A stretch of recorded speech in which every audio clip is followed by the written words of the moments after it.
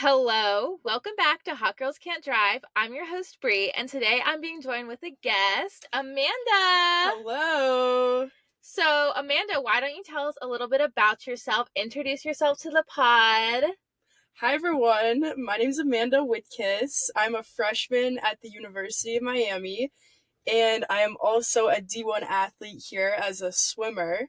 Also, I'm a lifeguard, so that's how I knew Bree Fish. Period. And yeah, I'm super excited to be here. Yeah, so let's first talk about how we met. Let's talk about that first. So we met at a frat pool party literally just like a few months ago. It was like the beginning of the semester. October, right? I think so. Yeah, around then. Yeah, I was at a frat pool party. I had just pulled up to the function and I was like, okay, I'm gonna go to the bathroom, which I don't even know because I really try not to use the bathroom at frats because they're gross as fuck. But I was like, okay, like I'm gonna go to the so I went to a line in the frat bathroom, and in line that's when I ran into you, right? And we just kind of started conversing. Well, it was a mutual friend of ours, Gabby, my friend Gabby, started talking to you, and then she was like, Bree, this girl's on the Division 1 swim team. And I was like, okay, slay, because I swim club, which is not the same at all, but we just both like swimming. So then we started talking about that. And then we literally decided to go to a different frat. So we literally frat hopped. I left all my other friends, got in the car with Amanda and her friends, and then we went to a different frat, and then we were hanging out, and that's how we met. Yep. And we've been doing so much from there on, right? Yeah. We see each other all the time because we both like live at the UC pool because we both work there and we both swim there. So I see you like all the time. All the time. I didn't see you yet Saturday morning though. Saturday we had a beach practice. Oh, so yeah. we weren't swimming that day. Yeah. And I didn't work Saturday either. I should have though.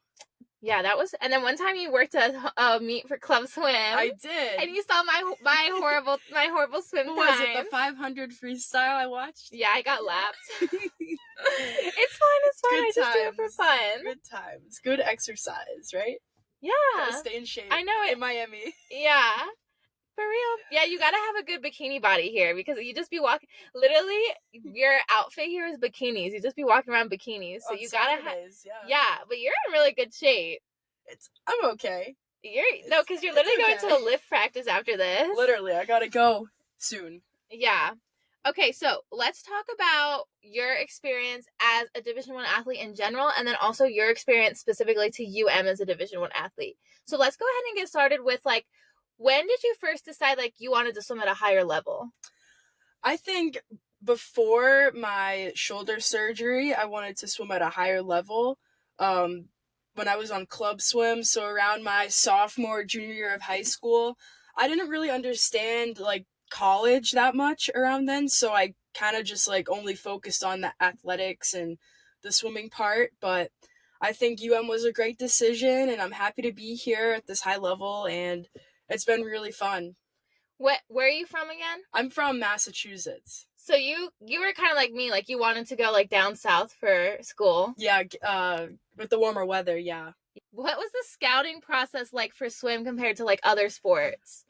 So end of sophomore year, June 15th, around there in the summertime, the coaches were allowed to start reaching out, and you just got flooded with emails about like getting recruited and schools from like Notre Dame, Minnesota. And then once you reach out personally, you reach out to them and you have like, you kind of like build a relationship. You plan in like an official visit. And during my time when I was getting recruited, the NCAA only gave athletes 5 visits, but now it's unlimited, which is a really good opportunity for upcoming athletes. Oh, I didn't know that you were limited to 5. Yep, we were only limited to 5 visits, but I only took 3. I looked at UM, Penn State, and the University of Minnesota. So very, very different schools, and I didn't choose those two because it was just too big for me. The students were like 50,000 undergrads, and it was just overwhelming since I came from a small high school with a class of only around 30 students. Yeah, my friend Alexis, I recorded her as I think the last episode she was a guest, and she goes to Penn State. Yeah, so it's huge. Yeah, UM is definitely better. Just kidding, Alexis. Don't be hating on me. No, it is.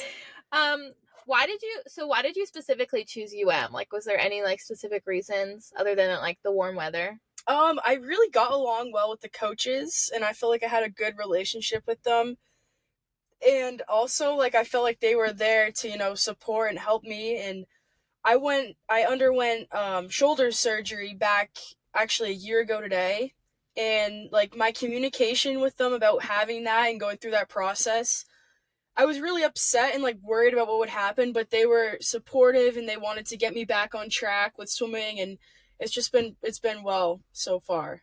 Yeah, I definitely think it's important to have that kind of support, especially like I feel like being a student athlete, it's really hard balance between like making sure like your grades are good, but then also like making sure you're successful in your sport. Yeah, for How have sure. you been able to kind of find that balance? Yeah, the University of Miami actually requires all freshman student athletes to do 6 hours of study hall per week. And this study hall is located at the athletic center where we have our nutrition room, athletic trainers, and the lifting area.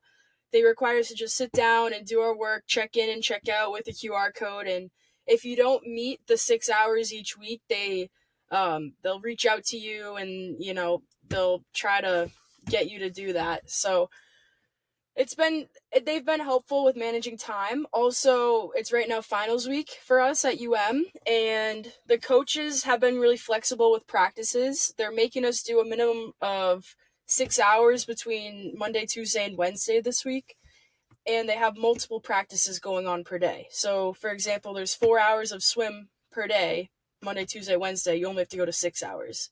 Oh, that's nice. So it really, they're good with that and managing your time. They don't want us to be too stressed, but it's been good so far with that, managing my time. Yeah, I definitely feel like I feel like definitely prioritizes like being a student first. Like I know for me, because I'm in ROTC, which is definitely not the same, but it's definitely similar where I've had to like really figure out how to manage my time. And like right now we don't have any physical training during finals, which is nice. So I don't have to like wake up super early. So I definitely think like I don't know how other schools do it, but I think that's good. Like Yeah. I mean, I don't know about you, but I'm horrible at studying, so I definitely feel like that would be useful for me to be forced to go for 6 hours and study because sometimes I tell myself I'm going to study and then I end up watching a TV show on my phone instead of studying. So maybe I should I need someone to make me study for 6 hours. Yeah. The ROTC study hall. Yeah. Oh gosh. I feel like I'd be the only one there. Well, I guess if we were forced to, then I wouldn't be the only one.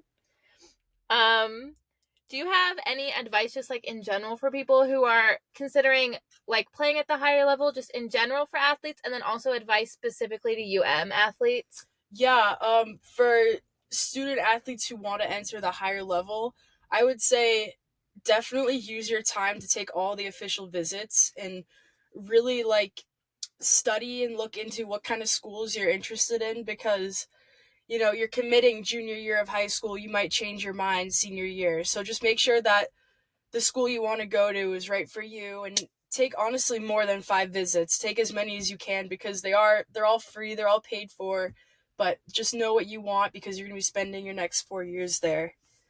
And for UM students, I don't really know. It's probably like generalized. Like it's probably the same kind of advice no matter where you go. Yeah. Yeah. I don't know. I would just say train, discipline, and do your work. Yeah. Get it all done. That's definitely good. Like I definitely struggle sometimes with the discipline aspect. So I kind of feel like maybe a student like playing at the high level is good because it's like fun, obviously, but it's also good because it forces you to like learn how to like time manage and be disciplined. And I feel like that would help you be successful like even after you graduate. Yeah. Yeah, for sure. This is just a personal question, and I don't know if you're allowed to say this, but I'm really curious because I know like in specific sororities there's like rules about what you're allowed to post online. Is there rules for like student athletes about what you're allowed to post? Yeah, I feel like this goes for like any school and really like any student, like beyond athletics. I just feel like you're not supposed to post like, like if you're drinking or anything like that. Like just like be smart about it, like common sense type of things. Like use your Instagram like in an appropriate way, I guess. Because your boss is gonna see it. Yeah, like, that's true. Just digital footprint. Digital footprint. This is on my digital footprint. I've noticed that you've been taking some, like, I guess you would say, like, sponsorship deals, like, on your Instagram and stuff like that. That's a new thing within the NCAA, right? Like, you can do that. I think it's a newish thing. It's called NIL, name, image, and likeness. And what it is you set up sponsorships with these companies, and you agree on my sponsorship is with Prozis. It's like a European company, and every month I have to post 4 stories in one post, and basically they just give me a box of free things each month. That's a slay. Yeah. Yep. I want free things. Yeah, it's good. It's good. I love it.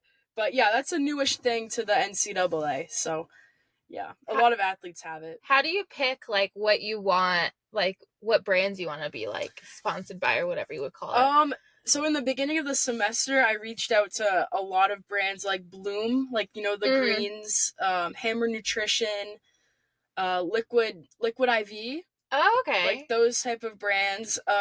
Some of them, they don't, like, have enough, like, they can't do it. Like Liquid IV, they had already too many NIL deals going on, but like Hammer Nutrition, they gave me 40% off all their products, but I'm gonna decline that one because it's like not a very good deal. But Prozis gave me like a whole box of stuff every month if I did this. Oh, nice. A couple of posts, yeah. So yeah, they either decline or accept. It's just like making a business deal. Oh, okay. Kind of thing, yeah.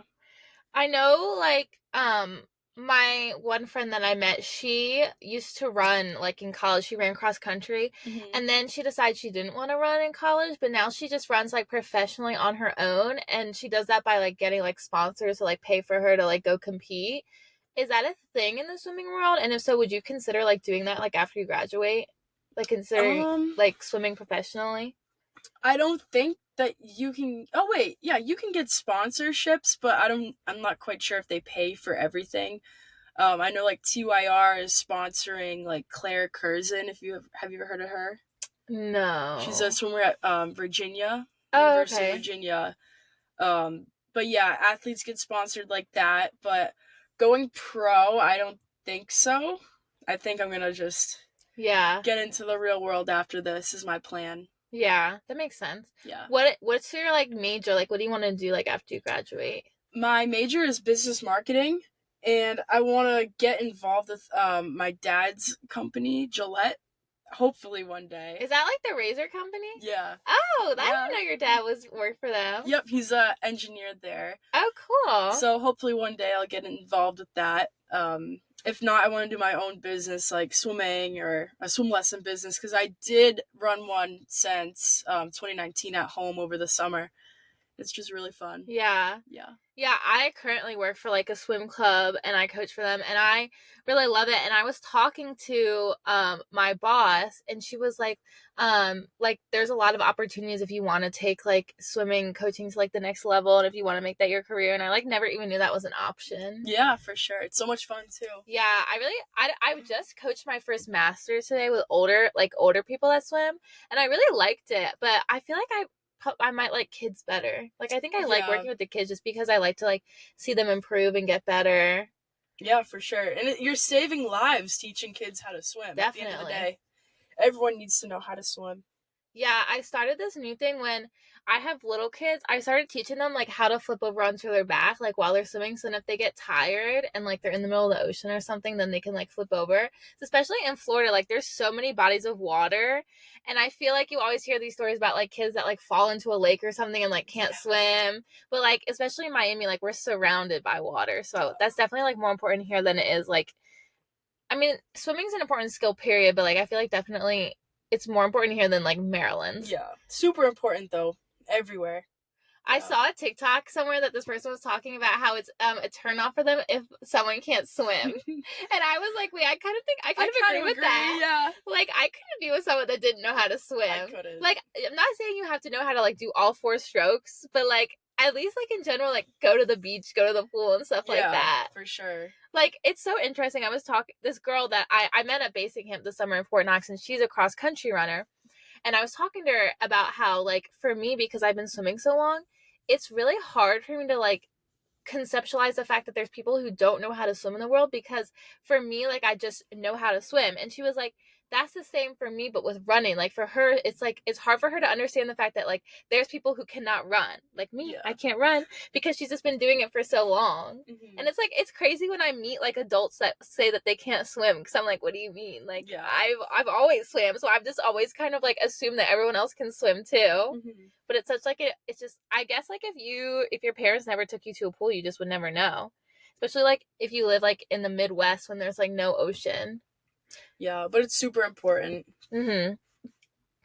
That's like all my questions, but we can kind of just talk about like general stuff. Like, what are your like? Let's talk about what your plans are for this break, and then also like spring break. Like, what's some fun things you want to do? We were talking about this the other day. Yeah, we were. For the winter break, my plan is to like train with my club swim team. I'm sure you probably have done that before. But yeah, just train with them. See my family, go Christmas shopping. I haven't done any of that yet because I'm not gonna do that here. What's on your Christmas list? This year, I want those new Uggs that are like the slippers kind of thing. The ones with like the boots or like the Tasman ones? The Tasman ones. Okay, yeah, those are cute. Yep, that's like the only thing I've asked for. Oh, okay. Like, I don't know what else. Like, I don't need anything.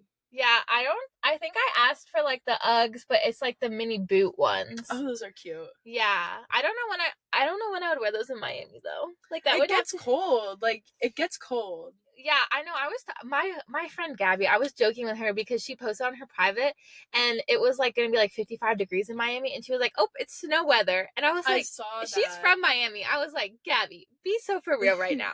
55 degrees, like we're from the north. 55 degrees is not snow weather, Miss Girl." Yeah. But that's short weather. Yeah, for real. But honestly, I feel like in Miami, like 70 degrees in Miami feels colder than 70 degrees in Maryland, and my parents will think I'm crazy when it's like 50 to like 55 60 degrees here and I'm like, "Oh, it's cold." And they're like, "Girl, but I know it's not." And I'm like, yeah, but it actually is because since Miami's so humid, the air is wet. So when it gets colder, it feels colder here. Does that make sense? I did not know that. But well, yeah, it does. Yeah. But that's like I literally thought that I was being gaslit the first semester freshman year because I was like, why is it literally colder? It feels colder here. Yeah, it does. And you get used to it, you know? Yeah. You get used to the 80-degree weather days. Yeah, and then I go home to Maryland, I'm like, it's actually so freaking cold. Yeah. Oh, also, I want to go snowboarding up north. Do you know how to snowboard? I do. Yeah. Oh, I'm horrible. I tried to snowboard once. I went for my birthday when I was like 15, and then it went really bad. I kind of know how to ski, but like when I go skiing, I be staying on the whatever is the easiest level, the green. I stay on the green slopes because I ain't trying anything else. Like one time, this person tried to convince me to go down a black diamond with them. I was like, because I think I'd actually die because I can't skip. That's like I wish I could. There's people that I know in Miami that have lived there. That have lived here their whole lives and they haven't seen snow. They've never seen snow. Yeah. I'm like that's like that's such a niche thing to have never like what? Yeah, and then that's crazy. Yeah, I'm like, what do you mean you've never seen snow before? Like your parents like never took you up north? But I guess not. I don't know. Yeah, that's crazy. I could never.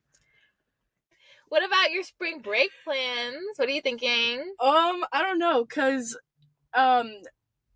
before like after spring break we have NCAAs, and if I qualify for that, then I'm gonna stay on campus and just train that week.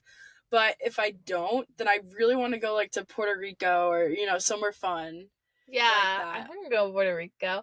A lot of UM students go to Bimini, which is in the Bahamas, but I've never even like looked into that, like how that works. I've never heard of that. Yeah, last year for spring break, I went home and I went skiing with my mom and my sister. That sounds fun. Yeah, but I kind of think it would be fun just because I got scuba certified last semester, so I feel like it'd be, yeah, and I really haven't gone scuba-ing. I don't know if that's how you say it. I haven't gone, like, out ever since I got certified, but I feel like I should. I feel like that'd be fun. Yeah. You could even go to the Keys, like, yeah, stay local. Yeah, the Keys are close. We never even talked about what your events you swim. I was just thinking about it. We never even specified what events you swim. My main event is the 200 butterfly, which is literally insane to me. Yeah. That's like all I can do though. Me, nothing else. I feel like I'm mediocre at everything. Someone asked me what my event is. I'm like, kind of nothing. Kind of nothing. I like swimming distance events, but I'm not necessarily good at them. But I'm thinking about swimming an open water swim like in Ocean City, Maryland over the summer. That would be fun. Yeah, it's gonna be a 3 mile. Did you, when you went to your St. Croix? LaCroix. She keeps saying LaCroix. When you went to your St. Croix, was it, how far was the swim? It was a 2 mile. Okay. Yeah, and then Swim Miami, which is this big open water swimming competition that's held like here. They have a 5K and a 10K. So I'm thinking about doing the 5K, but that'll have been the farthest I've ever done for open water swimming, so I'm a little scared. When is that? That's in April, I think. Okay. Yeah. And apparently, like, the 10K is, like, the Olympic race or something like that. So apparently, like, if you swim this competition and you qualify in the 10K, then you qualify to swim it in, like, the Olympics or something like that. Wow. I don't even be knowing. I would never qualify, but I want to eventually work my way up to swim in the 10K in Swim Miami, like, before I graduate, because I just think that'd be, like, a flex. You could do it. I don't know. Well, the nice thing about Swim Miami is we swim in Key Biscayne, and that's no waves. When I swam in St. Croix, there were waves, so I got a little bit seasick. Like, not a little bit, I actually did throw up. We talked about this on the podcast. I literally threw up. But so I'm a little bit worried about Ocean City, Maryland, because the waves are super choppy there compared to like Miami, Swim Miami. And I don't ever really train open water swimming. I just swim in the pool, and then I'm like, I'm gonna go do this in the ocean, and then I kind of just pull up. Like, I never practice swimming in the ocean. Go like once a week. Yeah, but I don't even know like how to do that. Like, how would you do that? Like, well, first off, I don't even have a watch anymore because my Apple Watch broke, so I would never know how far I swam. And then also, like, how do you like make sure that boats aren't gonna like come up? So you can buy like a swim buoy, like on Amazon. Look up open water buoy. It's like a little strap, and you blow up this little like bubble thing. And you just like pull it. Oh, okay. And people see you. Where did you train when you guys did your beach practice? We went to Hobby Beach. Oh, okay. Yeah, I've been there before. Yeah, super nice. The water was pretty calm. But also, like, once you get further out, like, it gets, like, calm, I feel like. So. Yeah, definitely closer to the shore, it gets choppier. Yeah. What did you guys practice when you did your, like, beach practice? So, half of us did a dry land, like, core workout on the beach, and then, like, a little bit of swimming and kicking. And the other group went further out because they're training for the Open Water Nationals this coming Sunday at FIU. Oh, it's at FIU? Around there, like their campus, I believe. Cool. Yeah. I didn't know that. So we're going to be going there. Half of us is going to be watching, the other half is going to be swimming. That's kind of fun. Yeah. I think, because I never grew up swimming open water swims because that just, like, I was from the north, so, like, we didn't really do that. But I think open water swimming is becoming, like, my favorite kind of swimming. Like, I think I like it more than pool swims. Really? Yeah. I don't know if you ever experienced this, but, like, growing up, I would experience extreme anxiety before swim meets. And I think it was because, for me, like, I played a lot of team sports growing up, like softball, where if we lost, it was kind of everyone's fault. And so when I started swimming, I felt like this immense pressure because, like, if I, like, added time or, like, failed, it was there was no one else to blame but me. And so I was always, and I'm a perfectionist, so I would always get super anxious. Oh, yeah. Before meets. I can get the anxiety part. I understand that, yeah. Yeah. That happens. I always wonder, like, how people who swim, like, that swim at, like, the Olympics and stuff, how they, like, manage all that stress, because I hate when, like, my friends watch me swim, and they're, like, having the entire world watch them swim. I'm like, how do they even, like, how can they do that without, like, freaking out? It's a very high-pressure situation, for sure. Do your coaches, like, ever, like, give you advice about how, like, to mentally prepare for, like, meets, or they just are like, you got it, queen? I feel like definitely, like, they mention it, but it's not really, like, I don't know. Like a big thing, yeah. Yeah, I feel like with running, everyone's always like, oh, like, running is, like, 90% mental or something like that. But I honestly am convinced that swimming's harder than running. Because running, you can, like, listen to music. You can, like, if you run, like around, you can, like, look at different things. Swimming, you're literally just staring at the bottom of the pool. Yeah. Like, I definitely... And you don't know. Yeah. You don't know what's going on. Yeah. Like, the world could be burning, and if you're swimming a distance, you're not even gonna be know until you're done. Like, That's when facts. like, I'll be swimming, like, long distances, and my coach will be like, did you hear me say this? I'm like, girl, I could not hear anything. I can't hear anything when I swim. No, me neither. I want to invest in, like, I hope someday that they come out with, like, like actual good waterproof headphones. Yeah. Because they have some now, but they're all like They're either, not that good. Yeah, they're either not good or they're like extremely expensive. Yeah. And they're not even like, this one college in Maryland that's like a small college had like built-in speakers at the bottom of their pool, so you could like hear the music underneath the water. What college was it? Do you know? It was like Hood College or something like that. It was a small college in Maryland. I think it was like Hood. That's what it's called, Hood College. But they told me that because I used to get all these emails from these like tiny schools trying to get me to swim for them because I think they just needed people to be showing up to swim, and so they kept emailing me, and that's was one of like their things was that they had built-in speakers So in the you could pool. listen, yeah. And I'm like, wait, that's kind of a sleigh. I don't know about others. Well, I don't know about swimming specifically, but something I kind of noticed was like if you want to swim at the college level, not Division 1, like obviously it's really hard, but like I feel like it's not hard to find a Division 3 school to swim at. Yeah, I agree because like I feel like you just walk on. Yeah. Because D3 doesn't give out any scholarship. Yeah.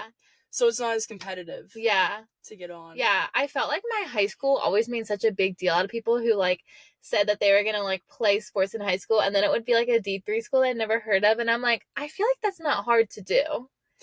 Yeah. Maybe like with more, maybe, I mean, obviously you have to like know how to swim and like be able to like understand practices and stuff like that, but I don't know if that's the way it is with other sports. Maybe it's just because swimming isn't like that popular of a sport. No, it's not that popular.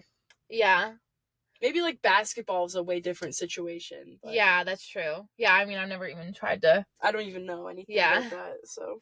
Yeah, me either. I barely even know how the sport works in general. Yeah. Yeah. But thank you so much for coming on. Already? Well, we're almost at 30 minutes. It's almost time for me to go lift. I know, you got to go do your weight workouts. Oh, yeah. Do you have any last comments, anything you want to say to everyone? If you are at UM, good luck with your finals. Let's finish up strong. I have 2 more left. I'm almost done. I have 1 more on Wednesday. Yeah, I didn't post an episode last Sunday because I had finals, and I actually forgot to plug this. I always forget. I made an Instagram for the podcast where I'm gonna post updates if there's like any changes in my posting schedule like there was last week. So if you want to follow the Instagram, it's at Hot Girls Can't Drive Pod. It's a long username, but you can go ahead and follow that. I kept writing. It's been up for like 2 weeks and I forgot to tell everyone about it, but you can go ahead and follow that. Give her a follow. Yeah, give Amanda a follow. What's your Instagram handle? Amanda Witkus. Period. Oh yeah. Thank you for having me. Yeah, that was so fun. Much fun. Yeah. Okay, and I'll see you all next week. I'll still be in Miami getting ready to leave, or I'll be back in Maryland by next week. Or you could do an actual driving one home. Oh, yeah. Something like that. Yeah, my friend Tanner is driving me back to Maryland. I'm whipping my car from Miami to Maryland. So maybe I'll drive. Yeah, maybe I'll make him record an episode with me. Yeah, for sure. How long is that going to take to get home? Like 18 hours. Are you going to drive straight there? Or are you gonna no, we're splitting up between 2 days. Okay, that's good. Yeah, because that's a lot of drive. One time when I was driving back home to Maryland after spring semester, our Airbnb canceled on us. And we were already halfway there. So we decided to drive straight through. And we did it, but that shit was hard. That's a long drive, yeah. Yeah, and we had 3 people with us in the car that time. This time so we were able to split it up. Yeah. This time it'll only be me and him. Okay. So yeah. I think that'd be a lot of driving. Just don't fall asleep when you drive. Yeah, we blast music. We be blasting the music and screaming and shit. So we're not falling asleep. All right. Awesome. Well, I'll see you all next time. You're welcome. Have a good rest of your week. Bye. Bye.